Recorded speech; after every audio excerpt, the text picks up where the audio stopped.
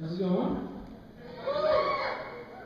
That's it. Are you guys ready for the snowboard trip? Who's going? Who's not going? Why not? So yes. Anyway, I saw my Facebook picture up there before we started, and it's me at the beach, and I have there it is, a Disneyland shirt, and I got it takes a real man to wear a goofy Disneyland shirt, but yeah, I'm making it. That's the only sweatshirt I have. So I'm here to tell you my story about how God has interacted with my life and changed my life. Now, I don't know where you are with your relationship with God, or even if you don't believe in God, but I'm here to tell you different. And some of you have been around me for like 4 years, and it's awesome to see where you guys have come and gone. But I want to show you my life and how I came to Christ, because actually I was your age when I finally made a real dedication to God. And I want to start off in high school. So I grew up around here. I grew up actually living right behind Whitaker. I grew up on Gutser, Whitaker, and McNair.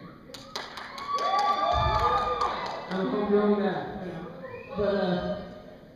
But the real interesting part came in high school. And I always grew up in church. I grew up going to church because my parents made us. And in fact, there was a youth pastor over there. It's called North Salem Baptist Church. And it no longer exists anymore. And this is God's plan for that church right now. But one of the most amazing parts was my youth pastor, Randy. He was big with me since I was in junior high, all the way up through college. And we just do this in my life right now. We don't get to talk much. But anyways, he impacted my life tremendously. And during my sophomore year at school, I started going to a youth group. I was in a youth group, but I started didn't like it.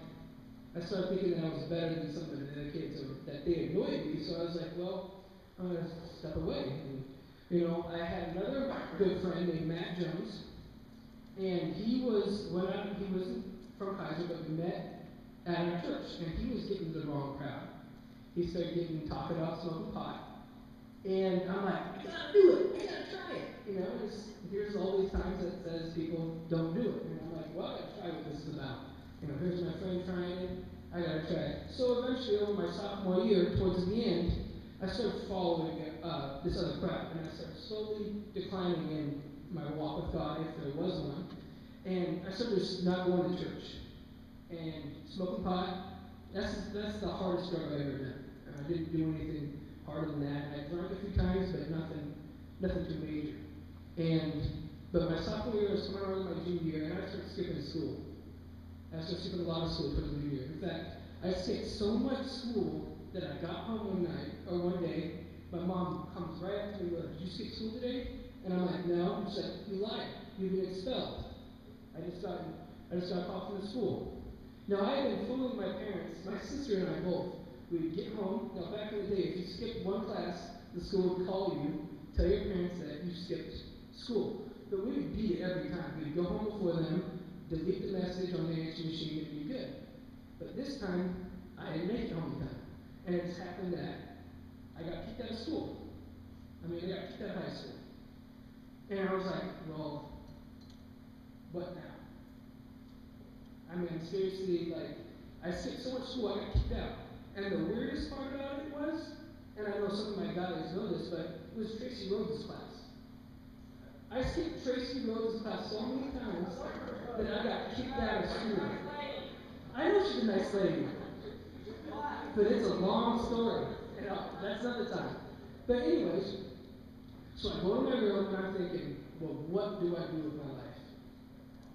I don't have a high school education, which everybody can get, and I don't have it. And I just got kicked out of school. And so I was like, all right, whatever. And I just started working at Bob's Burgers. And this is before it closed down. What? Oh, okay. So I was working there. And so this is my junior year. And towards the end of my junior year, I was still hanging out with those guys. But I slowly started realizing that they didn't care. They were stealing from me, they were using me. And in fact, one night, I got a pop flat tire and I thought it was on safe property. I knew the people that it was. And he called me 2 hours later and says, your car's been bashed up. I go out there and everything was trashed. They bashed up every window, every headlight, put a sledgehammer in my car. And I hate that it was them, but a year later I figured out that it was them. And these are what I call friends. So with them, sort of just splitting, which is a thankfulness, because actually one of those guys is in jail for like 15 more years. Another guy is so dumb from smoking so much pot over a decade, he can't have a conversation. He's dumb. I mean, it's just like a potato. He's a part of the couch. I mean, it's like disgusting to see where he was. But, so, this is supposed to be my senior year of high school, but I'm not in school, so I'm still expelled. I'm not going back. I didn't try to go back because I just wasn't interested in it. Well, I started slowly going back to the church because we all go where we accept it. And I started feeling accepted at this church. And this guy was Neil. Now, Neil's an actually amazing guy. And I started hanging out with high school, and he's like, hey, John, come to this New Year celebration. Now, for my church, we didn't have like a big snow trip. We had a New Year celebration. It was 3 days after Christmas that we'd go up, and it would just be youth. And they would do worship, like we do worship. A famous Christian band would come up. And he's like, you should go to this, you should go to this, you should go to this. And I'm like, okay, I'll go, what the heck, I got nothing to lose. And I remember that I was sitting like in the back row on the side by myself kind of thing. And I remember talking about God. I don't remember what the talk was, but I knew that I hit rock bottom. And I had nothing else to go for me. Like, nothing. No future, no hope. I was like, and I remember this specifically, me talking to God. And this is the first time I heard God. And I remember sitting down and talking and said, God, I don't know what to do anymore. I'm lost. I'm useless. I can't do anything right. Do you still want me? And he's like, yes, Johnny, I still want you. And I'm going to build you up. I heard that. I heard that like I'm talking to you. It was like in here and in here. And it's hard to explain, but I knew God talked to me that day. And I knew I had to follow him. And I'm like, what is this God about? So this was my conversion. This is where I finally said, you know what? That was crap. My past was crap. I don't want that. I want what God has. And so this is my step into faith. And now, this is my recommitment because I've always been a Christian, supposedly, but never followed it like this. So the next few years, this is my senior year. I wasn't college, I wasn't high school yet. And I started reading the Bible, studying God. Studying about God. My pastor was right there all along, mentoring me. He mentored me for like 15 years.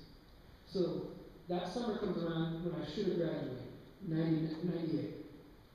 Talking with God, or talking with a friend, telling him what has happened. I then get a life where God wants me to go back to McNary. So I'm 19 years old at this time. I go back to McNary. I graduated at 20 years old, 99. So I was 20 years old when I went back into high school.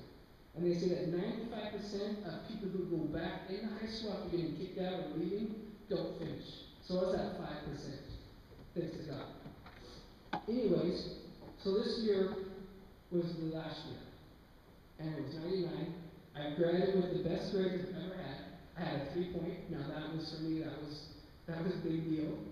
And I graduated with like a 2-point or a 1 point. It was horrible. I graduated. But during that year, I was talking with a friend who was one of the Western Baptists at the time. And it cost so much to go to that school that she's like, I want to go to Prairie Valley College. And I'm like, I ain't going to Canada. No way. Well, if you ever say no to God, you might be your words. Because I went and visited the school, and it's up in Alberta, Canada. It's an amazing college. I'm glad I went. And the second I stepped off for a visit, I knew that God wanted me there. I just knew it. So I enrolled